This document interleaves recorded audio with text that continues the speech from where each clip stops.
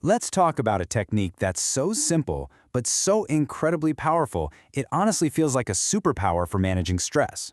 It's called box breathing, and it's basically a 16-second reset button for your brain. So how can something that simple have such a huge effect? Well, let's dive in. First, let's just set the scene, because I think we all know it. We're living in this world of constant pings, dings, notifications, and never-ending deadlines. It's really no wonder so many of us feel like our brains are just stuck on overdrive, always struggling to keep up. Does that sound familiar? I mean, that feeling of being pulled in a million directions at once. Your thoughts are racing, your shoulders are tight. If you're nodding along right now, you are definitely not alone. Okay, but what if I told you there's a tool you literally have with you right now that can cut through all that chaos in about the time it takes to tie your shoes? A 16-second technique to find your center.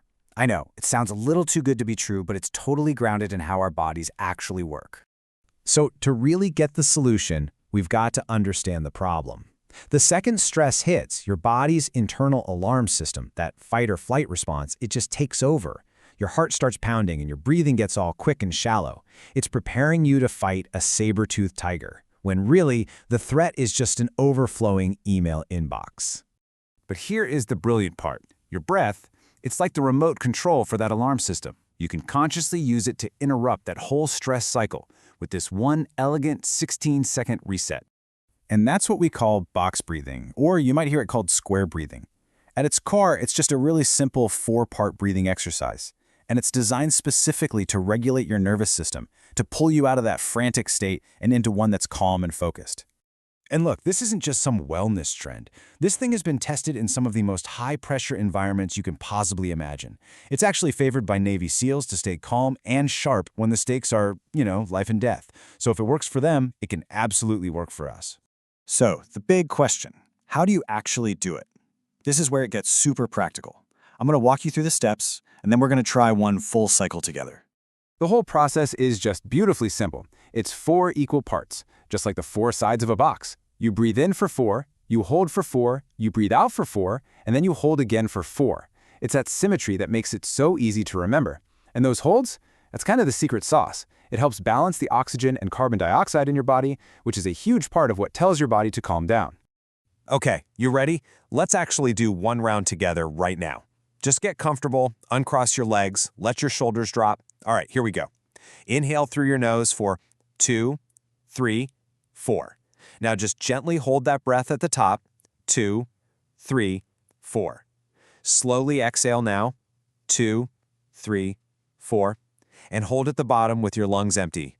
2, 3, 4. That's it. That's one cycle. Just take a second and notice how you feel. It feels pretty calming, right? But what's so cool is that it's not magic. It's pure physiology.